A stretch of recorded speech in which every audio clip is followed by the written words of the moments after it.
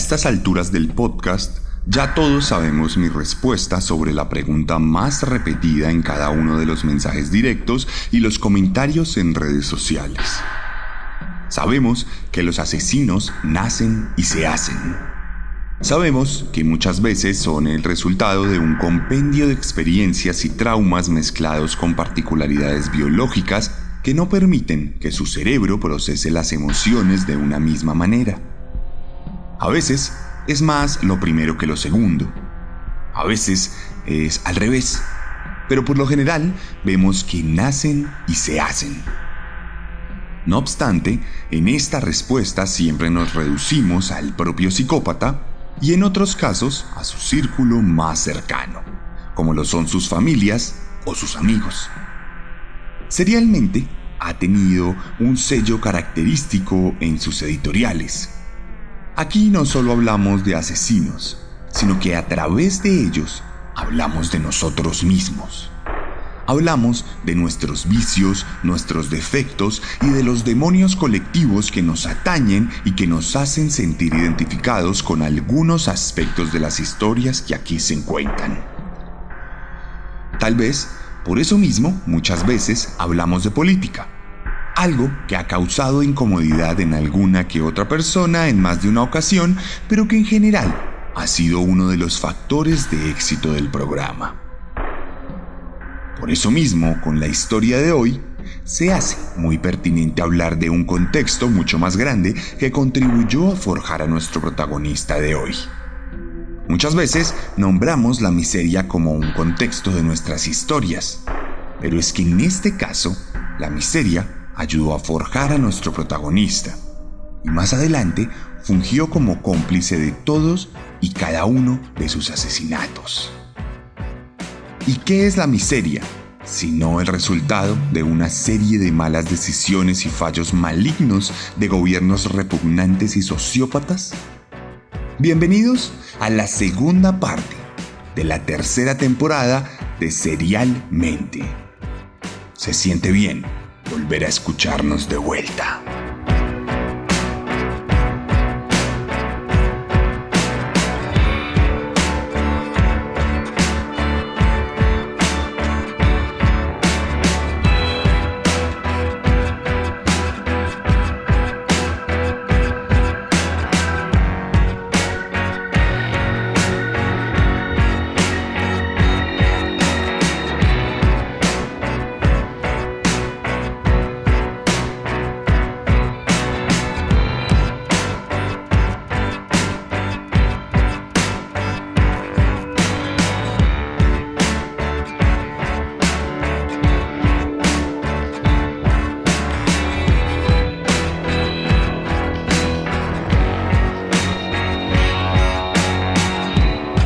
Y la historia de hoy es una historia latinoamericana.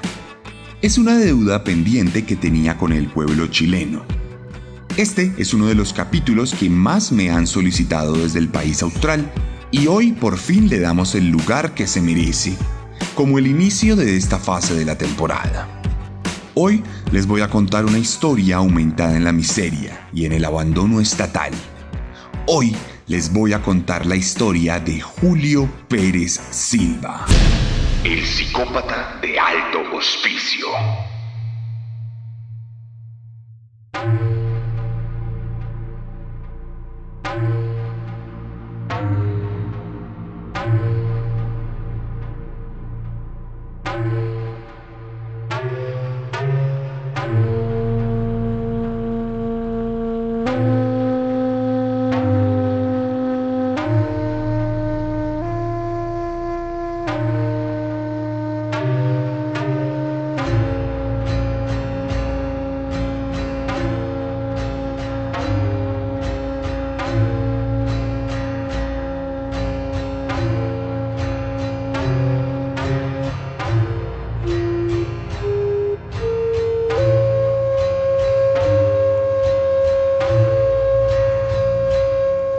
Julio Pérez Silva nació en el 15 de julio de 1963 en Puchuncaví, una comuna de la por aquel existente provincia de Valparaíso, en Chile. Desde muy pequeño, su vida estaría marcada por la desigualdad y por la mala suerte de nacer en una clase social olvidada por las decisiones estatales y avasallada por aquellos que habían sabido tomar las riendas de una sociedad llena de coyunturas. Una descripción propia de todos nuestros países latinoamericanos. Julio, además, nació en el seno de una familia disfuncional cuyo padre era una persona alcohólica que no respondía por las necesidades económicas del hogar y que se limitaba a descargar sus impulsos violentos contra sus hijos y su esposa. Esta violencia no solo se restringiría a los interiores de su casa, sino que también se extendía a su círculo social académico, pues en la escuela pública donde asistía era víctima constante de bullying por cuenta de su personalidad retraída y callada, producida en primer lugar por el maltrato familiar que recibía y por las dificultades económicas que le impedían portar el uniforme como los demás estudiantes. Recordemos que en muchas ocasiones el bullying escolar se fundamenta en la poca aceptación que los pequeños humanos parecen tener por todo aquel que es diferente y que no pertenece. La infancia de Julio estuvo marcada por dos momentos fundamentales sobre los que podríamos esgrimir su psicopatía, por lo menos teóricamente. El primero ocurrió a los 7 años, cuando entró a una habitación de su casa sin pedir permiso, lo que ocasionó la ira asesina de su padre, quien lo golpeó tan fuertemente en la cabeza que le causó un desmayo prolongado al niño, quien probablemente, y sin saberlo, en ese momento pudo haber sufrido una lesión silenciosa que desconfigurara la manera en que su cerebro funcionaría por el resto de su vida. El segundo momento ocurriría cuando tenía 11 años y sería abusado por un niño un poco mayor de él que se aprovechó de su superioridad física para manosearle de forma impune, lo que arraigaría su dificultad para confiar en los demás y para establecer vínculos reales con sus congéneres. Esto, por demás, unido a las dificultades económicas y al maltrato en el hogar, sería una causa determinante para que tuviera dificultades académicas en el colegio, lo que más adelante se tradujo en una serie de obstáculos para la vida misma que traerían distintas consecuencias de posicionamiento social. Y es que Pérez Silva nunca hizo parte de nada.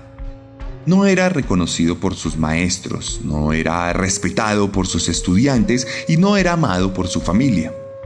De hecho, durante sus primeros años de juventud, el único refugio que encontró fue el fútbol, pues disfrutaba de practicar el deporte rey y solo fue reconocido y respetado por quienes le rodeaban cuando comenzó a participar en torneos amateur, donde resaltó por su buen comportamiento y rendimiento. Un idilio que solo duraba 90 minutos y que se esfumaba en cuanto el árbitro daba el pitazo inicial. Allí, cuando todavía estaba sudado y uniformado, dejaba de ser fluido y determinante para volver a ser invisible e irrelevante. Volvía entonces a ser dominado por los demonios incipientes que apenas se asomaban por las grietas de su mente.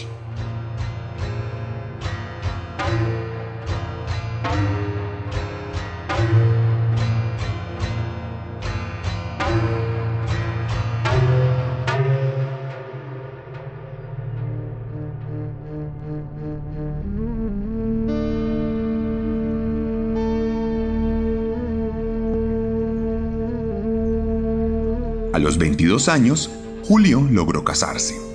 Una estrategia perfecta para mimetizarse en la sociedad. De este matrimonio nacerían 2 hijas, pero la relación se acabaría muy pronto, por lo que perdió el rastro de una mujer que ya tenía otras 2 hijas, a las cuales adoptaría para convertirse en un esposo ejemplar que era ampliamente admirado por los vecinos y los amigos de su pareja. Sin embargo, no olvidemos que Pérez Silva tenía una serie de traumas y de impulsos gestados desde su infancia, por lo que en realidad todo era una tapadera de su verdadera personalidad que un día salió a flote en la intimidad de la casa cuando se dice que intentó abusar de una de sus hijastras. Este episodio ocasionaría el final de su relación y el posterior traslado de nuestro protagonista al norte del país, a las inmediaciones de la ciudad de Iquique, donde comenzaría nuevamente desde ceros. Allí conocería a otra pareja, una mujer 14 años mayor que él y que tenía 6 hijas. La pareja procuró sobreponerse a las dinámicas socioeconómicas de la época, pero no tuvo la oportunidad de surgir y decidió irse a vivir a Alto Hospicio, una población aledaña marcada por la miseria y las dificultades económicas. En este punto de la historia es importante hacer un alto, porque la figura de aquella población olvidada por Dios se hace fundamental para seguir hablando de nuestro protagonista. La zona de Alto Hospicio siempre estuvo marcada por la explotación mineral. Tal vez por eso, en la década de los 90 tuvo una explosión demográfica a pesar de estar ubicada en un lugar inhóspito en medio de un desierto. Junto a este crecimiento que marcaría su posterior fundación extraoficial, la población también estaría marcada por las decisiones gubernamentales que a través de desalojos y reubicaciones contribuyeron a la consolidación de un caserío que nunca contó con ordenamiento territorial o con la presencia real del Estado, por lo que sobre las calles polvorientas solo se podían ver construcciones improvisadas con latas y algunos ladrillos viejos. Pero no existían ninguna comisaría, hospital o colegio. Asimismo, tampoco había acueducto ni ningún otro servicio público, por lo que las personas que vivían allí buscaban la manera de sobreponerse a la concentración de basuras y residuos, al tiempo que se cuidaban de no contraer ninguna enfermedad por la suciedad que pululaba en la región. Alto Hospicio, entonces, comenzó a ser reconocida como una cuna de desigualdad y de miseria. Ocupaba siempre los últimos lugares en los rankings de calidad de vida y las autoridades solo hacían presencia para salvaguardar los intereses de las grandes esferas del país. Todas estas condiciones podrían significar muchas dificultades para cualquier persona, pero no para Julio, quien encontraría en el abandono estatal un escenario perfecto de camuflaje e impunidad. Todas ellas han tenido serios problemas familiares, que todas ellas a lo mejor lo único que no quieren es volver a sus hogares. Hay a lo menos 2 casos que demostrarían más bien acciones voluntarias de abandono. La pareja parecía tener una relación decente. Su esposa, Nancy, había logrado vender una pequeña propiedad que tenía en Iquique y eso le permitió sentar mejores bases para abrirse camino en Alto Hospicio. Por lo que en 1998 ella le regaló un curso de conducción y un viejo carro de segunda, brindándole así la posibilidad de rebuscar dinero de otras maneras, pues para aquel entonces el hombre ganaba unos pocos pesos a cambio de cargar bultos de sal. Por esta razón, decidió utilizar el automóvil para prestar servicios de transporte y encomiendas. Por supuesto, fuera de la ley, pues no contaba con permisos para llevar a cabo estas actividades. Una realidad ineludible de muchos latinoamericanos que buscan su sustento diario al borde de la formalidad laboral y condiciones precarias. Pronto, Julio comenzó a ser reconocido por su diligencia al conducir, su fiabilidad al prestar servicios de transportes, pero sobre todo por mantener su vehículo en condiciones impecables de higiene. Algo que era tan admirable como sospechoso, pues las ventiscas de arena y mugre de la región impedían que cualquier cosa permaneciera limpia por mucho tiempo. No obstante, no muchas personas se animaban a preguntarle a Pérez Silva por su obsesión con la limpieza, pues ya siendo un adulto seguía manteniendo la personalidad silenciosa y retraída de su infancia, por lo que no tenía amigos. Así transcurrieron los meses. El hombre se acostumbró a las calles de Alto Hospicio y de Iquique. El concreto, serpenteante por entre los riscos de piedras terracotas, se volvió su segundo hogar. Pasaba horas en soledad frente al volante.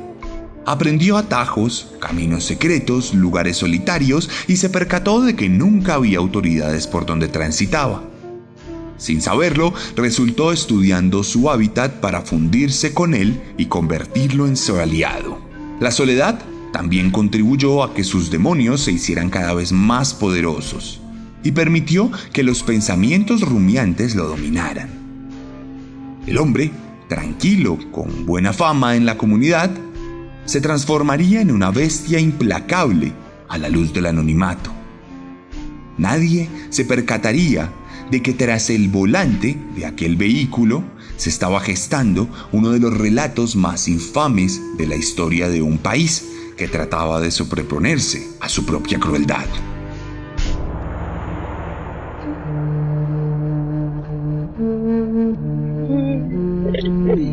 Y en la ropa de mi hija, justamente los calzones blancos yo se los había lavado el día anterior y los fui a buscar al patio para que se los pusiera. El 16 de septiembre de 1998, Julio recorría las calles costeras de Iquique, la ciudad aledaña a Alto Hospicio, y en su camino se encontraría a Graciela Montserrat, una joven de 17 años a quien abordaría sin que hubiese ningún testigo que se percatara de la situación. Aquí, según la versión del mismo asesino, que es la única que se tiene, la joven se ofreció a tener relaciones sexuales con él a cambio de dinero, algo que no parecía salido de lo común considerando las realidades del submundo de aquella zona de la ciudad donde la había encontrado. Entonces, y de nuevo, según la versión del psicópata, ambos se fueron a una playa alejada del centro de la ciudad, donde el conductor se dio cuenta de que las verdaderas intenciones de la joven eran robarle, por lo que reaccionó con violencia y la terminó matando a golpes con sus propias manos y con una piedra que encontró al lado del carro. Agitado y asustado, Julio dejó tirado el cadáver de la joven en la misma playa donde fue asesinada. Allí mismo quedarían algunas pruebas circunstanciales del delito e incluso algunos elementos que podían conectar al asesino con la víctima. Sin embargo, cuando las autoridades encontraron el cadáver de Graciela, lejos de preocuparse por resolver el crimen, se limitaron a hacer los procedimientos de protocolo e incluso alteraron la escena tomando elementos del lugar, como el dije de una cadena que le pertenecía al hombre y que se le cayó en medio del forcejeo. Por supuesto, el asesinato de Graciela caería en la impunidad y se archivaría en las oficinas del Ministerio de Justicia chileno debido a que esta joven venía de una familia disfuncional que nunca representó importancia para las instancias de poder. Ahora, el psicópata de Alto Hospicio había probado las mieles sanguinolentas del asesinato, por lo que sus viajes posteriores en su coche estarían plagados de fantasías e imágenes que colmarían su ansiedad homicida. Más de un año duraría el periodo de enfriamiento del asesino, hasta que el 24 de noviembre de 1999 abordaría a una joven de 14 años, Macarena Sánchez, una inocente estudiante de secundaria a la que le ofreció un aventón al colegio. Ella aceptó y en el trayecto la amenazó con un cuchillo para luego desviarse del camino y llevarla al desierto, donde abusó de ella para luego amarrarla de las manos y tirarla al interior de un pique minero, un gran hoyo vertical que se usaba para extraer minerales de la tierra y que podía alcanzar hasta los 1000 metros de profundidad según la mina. La niña murió como producto de la caída, y como su cuerpo nunca fue encontrado, su familia no pudo más que denunciar su desaparición ante unas autoridades apáticas y clasistas. 3 meses después, en febrero del año 2000, Sara Gómez y Angélica Lai fueron abordadas por el mismo hombre con tan solo 2 días de diferencia. Ambas fueron abusadas y asesinadas en la pampa del desierto, nuevamente sin que nadie encontrara sus cadáveres. Tal como pasó en las ocasiones anteriores, los familiares de las víctimas acudieron a las autoridades sin éxito alguno. Pasaría un mes más, y en marzo una nueva joven de 14 años desaparecería en las fauces oscuras de un pique minero. Una familia más acudiría a la policía y los casos comenzaban a hacer ruido en la comunidad, que se empezaba a preocupar por la seguridad de las jóvenes. Sin embargo, la policía comenzó a asumir que estas desapariciones se debían a que ellas huían de casa para buscar un mejor futuro, pues al vivir en alto hospicio estaban condenadas a la miseria. Estas versiones oficialistas comenzaron a circular en los portavoces del gobierno, por lo que la revictimización de las familias y las asesinadas comenzó a hacerse manifiesta. Luego, entre abril y junio del año 2000, el psicópata de alto hospicio, que hasta entonces era un desconocido sin apodo y sin alias, atacó y asesinó a 9 mujeres más, botando a algunas a las minas y enterrando a otras entre los desechos de basura de la población que, como habíamos mencionado anteriormente, no contaba con un sistema sanitario. Naturalmente, el recrudecimiento de las desapariciones generó que las familias de las asesinadas comenzaran a organizarse y a movilizarse para visibilizar el caso de sus hijas. El problema es que el Estado, y en especial la Policía de Carabineros, mostró una indolencia nefasta, llegando a culpar a los propios padres de las víctimas, acusándolos de no brindarles hogares estables e incluso sugiriendo que las mujeres se pudieron haber convertido en prostitutas por una mala crianza que las llevó a huir de casa. De hecho, en una ocasión se organizó una marcha para protestar por la inoperancia policial. Adeptos a las autoridades armaron entonces una contraprotesta en la que culparon directamente a los padres de la desaparición de sus hijas. Como en todos nuestros países latinoamericanos, la balanza de poder siempre se decantó por las instancias estatales que ostentaban el dinero y las armas. Y en medio, la verdad fue la primera víctima de las vicisitudes de la política.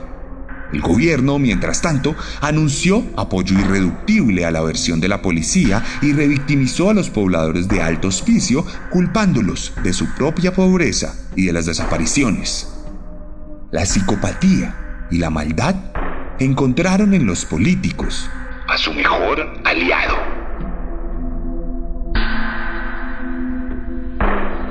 Cuando hacíamos las denuncias lo tomaban todo muy livianamente y nos golpeaban la espalda al papá, a la mamá, de todos los casos, diciéndolo, ya van a volver, están en la droga, están prostituyéndose, las cabras buscan plata y quieren comprarse mejores cosas. De esa forma éramos atendidos en ese tiempo.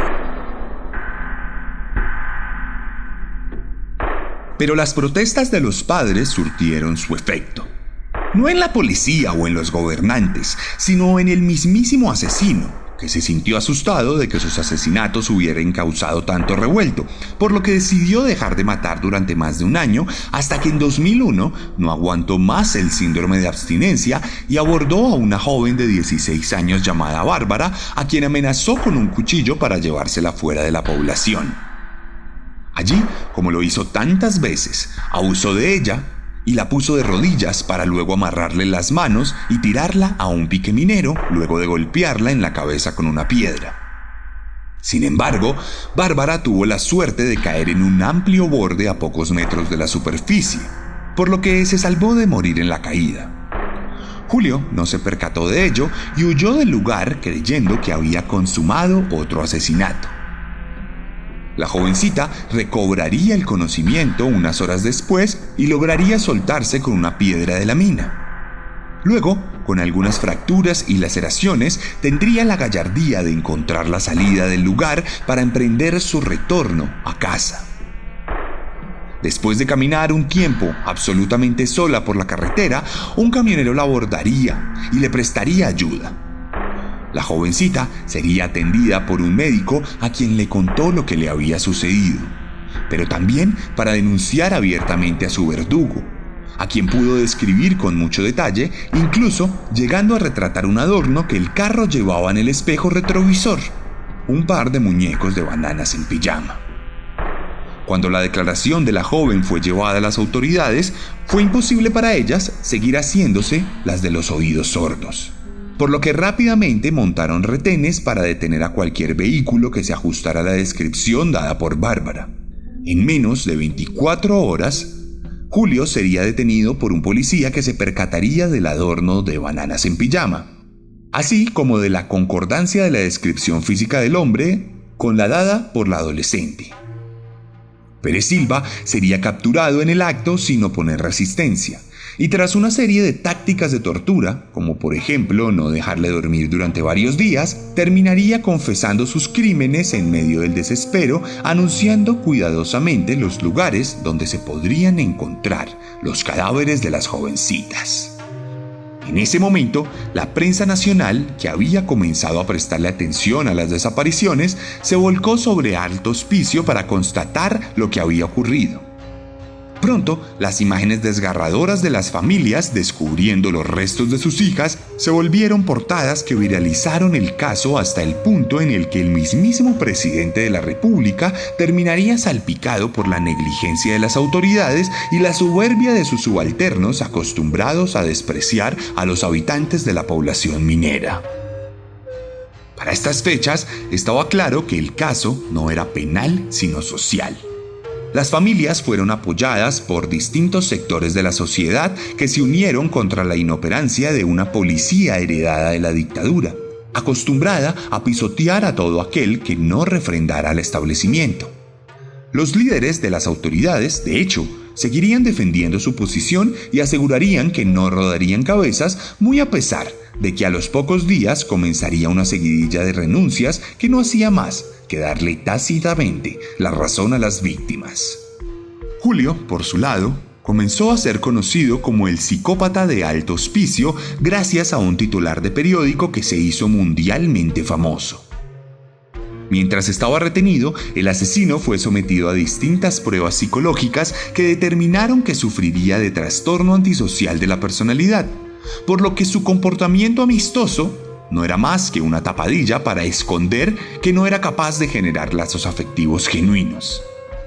Su esposa, por su lado, se mostró sorprendida del nuevo descubrimiento y aseguró que en casa el hombre siempre había sido amoroso y trabajador. Por lo pronto, y mientras esperaba juicio, Pérez Silva trató de suicidarse en su celda, ahorcándose con unos cordones, por lo que comenzó a tener un guardia a las 24 horas del día hasta que en 2004 recibió una cadena perpetua como pena por 14 asesinatos y un intento de homicidio. Cuando fue presentado ante las víctimas, no mostró ningún arrepentimiento y jamás pidió perdón por lo que había ocurrido. Luego, cuando ya quedó en firme su condena, el caso continuó suscitando conversaciones en la prensa, generando polémicas en las que Julio aseguraba que su confesión había sido producto de su tortura y no de los hechos reales. Aseguró, además, que le habían obligado a brindar una muestra de semen y cabello para poder ser incriminado y que si no lo hacía, su esposa y sus hijastras serían asesinadas. Aunado a esto, la comunidad de Alto Hospicio comenzó a rumorear que en los lugares donde los cuerpos fueron encontrados se pudieron ver luces de camionetas de los carabineros y que las piedras utilizadas para cometer los crímenes eran muy grandes, como para que un solo hombre las cargara. Bárbara, por su lado, llegó a ser revictimizada cuando se llegó a afirmar que en realidad era pareja y cómplice del asesino, algo que generó repudio nacional, pero también un hostigamiento a la jovencita que resultó huyendo de Alto Hospicio para no ser vista nunca más. Las autoridades, por su lado, brindaron casas prefabricadas a las familias de las víctimas y una pensión vitalicia de $250 aproximadamente. Sin embargo, nunca tuvieron la delicadeza y la decencia de pedir perdón en privado o públicamente por cuenta de su arrogancia e inoperancia. Mientras tanto, y mientras escuchan este podcast, Julio Pérez Silva, el psicópata de Alto Hospicio, pasa sus días en una celda privada y solitaria, rodeado de policías que le cuidan de no ser linchados por el resto de los reclusos ávidos de sangre.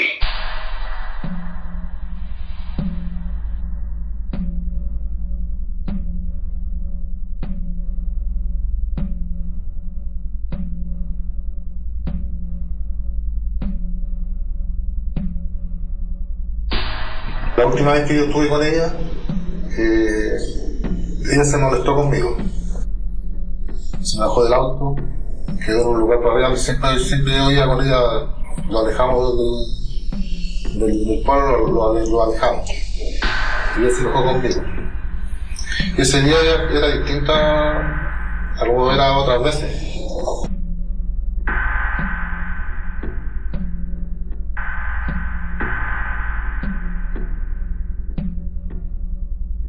No me cabe duda de que la falta de afecto es un factor fundamental de la formación de un psicópata. Una familia disfuncional, llena de violencia y de traumas, es sin duda el nido perfecto para el mal. Sin embargo, cuando el mal florece y extiende sus alas para volar sobre la humanidad, solo puede hacerlo a sus anchas cuando encuentra complicidad en la apatía de las autoridades. La policía, cuando no es ella misma perpetradora del mal, cierra sus ojos para no hacer frente a los derramamientos de sangre y a las injusticias que florecen en sus narices. Al final, más allá de si te gobierna la izquierda, la derecha o el centro, la única verdad irreductible es que la figura de la policía no está para protegerte, sino para proteger a los gobernantes que elegiste con mentiras y manipulaciones. Por eso, recuerda siempre abrir la boca, levantar la cabeza y denunciar cualquier crimen a los cuatro vientos. La presión mediática y la delación pública siempre será más efectiva que una denuncia presentada en una comisaría apática, con tren directo a los archivos empolvados y olvidados del Estado. Es nuestra la responsabilidad de mantener viva la memoria de las víctimas.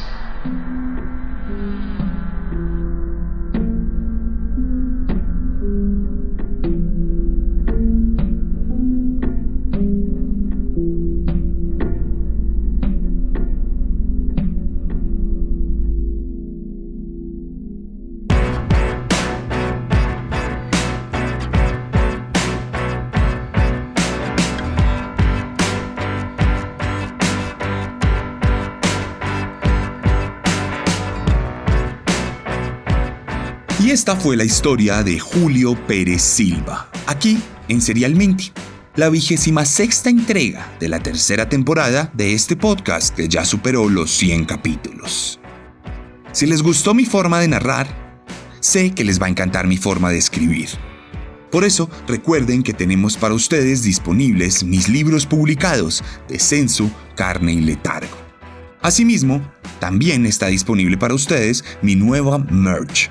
La nueva merch de Serialmente, que cuenta con unos diseños exclusivos e innovadores, en muchos casos divertidos. Tenemos para ustedes camisetas, hoodies y también pines, únicos e irrepetibles. Estos están disponibles en Colombia a través de mis redes sociales y en México a través de chunchos.mx. Recuerden que si les interesa alguno de mis libros, pueden pasarse a mi Instagram, @elarracadas, @el_arracadas, o también a mi cuenta secundaria, Serialmente Oficial, @serialmente oficial. Tenemos Instagram y también tenemos TikTok y YouTube, donde subimos contenido a diario. Tendrás Reels y TikToks que puedes conseguir cada día y que cuentan historias distintas y curiosidades con distintos formatos. Si quieres alguno de los productos ofrecidos o alguno de los libros, ve a las redes sociales y sígueme y escríbeme un mensaje directo para atenderte. Los libros en Colombia también están disponibles en todas las librerías. Recuerden que la mejor manera de apoyar este trabajo para que se siga realizando, además de adquirir alguno de estos productos, es siguiéndome en las redes sociales y compartiendo este capítulo para que más conocidos puedan llegar a él. Esa es la mejor manera para que Serialmente continúe existiendo. No siendo más, nos escuchamos la próxima semana con un nuevo monstruo. Porque recuerden que siempre podemos ser peores.